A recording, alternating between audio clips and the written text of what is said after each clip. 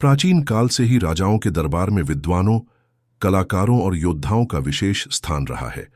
इन विद्वानों और रत्नों को राजा की प्रतिष्ठा और समृद्धि का प्रतीक माना जाता था।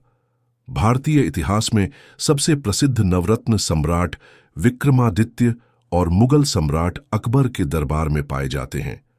इन नवरत्नों में ऐसे महान लोग शामिल थे जिन्होंने अपने ज्ञान, कौशल और कर्तव्य परायणता से सम्राट के शासन को गौरव प्रदान किया।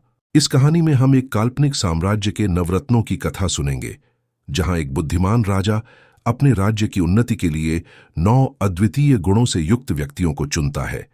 ये 9 रत्न अपने अपने क्षेत्र में इतने निपुण होते हैं कि उनके कारण राज्य का नाम पूरे विश्व में प्रसिद्ध हो जाता है। लेकिन जब इन रत्नों के बीच मतभेद उत्पन्न होते हैं तो राज्य पर संकट आ जाता है। क्या राजा अपने नवरत्नों को एकजुट रख पाएगा? आइए इस रोचक कथा को विस्तार से जानते हैं। बहुत समय पहले की बात है।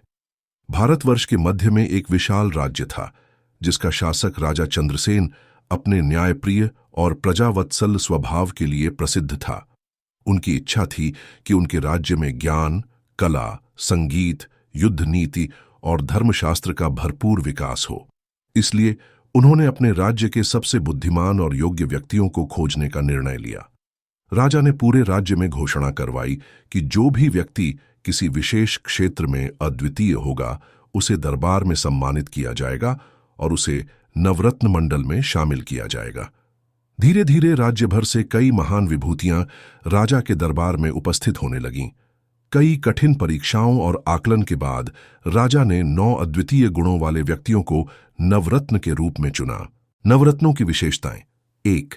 अर्जुन सेन, युद्ध कौशल के रत्न। अर्जुन सेन युद्ध नीति में निपुण थे। वे तलवारबाजी, धनुर्विद्या और युद्ध की रणनीति बनाने में अद्वितीय थे। उनकी चतुराई और वीरता के कारण राज्य की सेना अजेय मानी जाती थी। 2. वरदाचारी, न्याय के रत्न। वरदाचारी एक प्रसिद्ध न्यायविद थे। उनकी विद्वत्ता और निष्पक्षता से राज्य में न्याय की स्थापना होती थी। कोई भी व्यक्ति उनके फैसलों पर संदेह नहीं करता था। 3. संगीताचार्य हरिदास, संगीत के रत्न। हरिदास संगीत के अद्वितीय ज्ञाता थे। उनके गाए रागों से वर्षा तक हो जाती थी।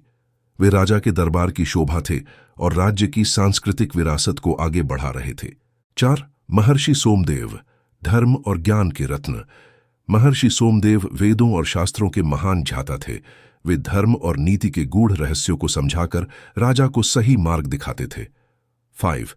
चित्रकार अभिनव, कला के रत्न। अभिनव एक महान चित्रकार थे। वे अपनी कला से जीवन को सजीव बना देते थे। उनकी बनाई चित्रकृतियां पूरे विश्व में प्रसिद्ध थीं। 6. विज्ञानाचार्य आर्यभट्ट, गणित और खगोल शास्त्र के रत्न। आर्यभट्ट खगोलविद और गणितज्ञ थे। उन्होंने ग्रहों की गति और संख्या गणना में अद्वितीय खोज की थी। उनके ज्ञान के कारण राज्य विज्ञान में उन्नत हो रहा था। 7. वैद्यराज धन्वंतरी, आयुर्वेद के रत्न। धन्वंतरी चिकित्सा विज्ञान में निपुण थे। वे बिना शल्य चिकित्सा के ही गंभीर रोगों को ठीक कर सकते थे। उनके कारण राज्य में रोगों से मृत्यु दर कम हो गई थी। 8. व्यापार गुरु वसुदेव, व्यापार के रत्न। वसुदेव एक महान व्यापारी थे। उन्होंने राज्य के व्यापार को इतना समृद्ध बना दिया कि दूसरे देशों से लोग यहां व्यापार करने आते थे। 9. कवि सोमेश्वर, साहित्य के रत्न। सोमेश्वर कवि और लेखक थे। उनकी कविताएं और कहानियां राजा को प्रेरणा देती थीं और राज्य की संस्कृति को समृद्ध बनाती थीं। राज्य में संकट का आगमन, समय बीतता गया और राजा चंद्रसेन के नवरत्नों की ख्याति चारों ओर फैलने लगी। लेकिन जब राज्य बहुत समृद्ध हो गया तो नवरत्नों के बीच मतभेद उत्पन्न होने लगे। अर्जुन सेन को लगा कि उनकी वीरता के बिना राज्य कुछ भी नहीं। वरदाचारी ने कहा कि बिना न्याय के कोई राज्य टिक नहीं सकता। हरिदास बोले कि संगीत के बिना जीवन अधूरा है। महर्षि सोमदेव ने कहा कि धर्म और ज्ञान ही राज्य की नींव होते हैं। अभिनव बोले कि कला से ही राज्य की पहचान बनती है। इस तरह हर कोई अपने को सबसे महत्वपूर्ण मानने लगा। धीरे धीरे इनके आपसी विवाद बढ़ने लगे और राजा के दरबार में मतभेद खुलकर सामने आने लगे। राजा की बुद्धिमत्ता। राजा चंद्रसेन ने देखा कि उनके नवरत्न आपस में ही लड़ने लगे हैं, जिससे राज्य की शांति भंग हो रही है। उन्होंने एक दिन सभी नवरत्नों को बुलाया और उन्हें एक बंधी हुई लकड़ियों की गट्ठर दी। राजा ने कहा, यदि तुम में से कोई भी इस गट्ठर को तोड़ सके तो मैं मान लूंगा कि वह सबसे शक्तिशाली है। अर्जुन सेन ने पूरी ताकत लगाई, लेकिन गट्ठर नहीं टूटा। अन्य नवरत्नों ने भी प्रयास किया, परंतु असफल रहे। फिर राजा ने गट्ठर खोलकर लकड़ियों को अलग अलग कर दिया और प्रत्येक नवरत्न से कहा कि वे अब एक एक लकड़ी तोड़ें। सभी ने आसानी से लकड़ी तोड़ दी।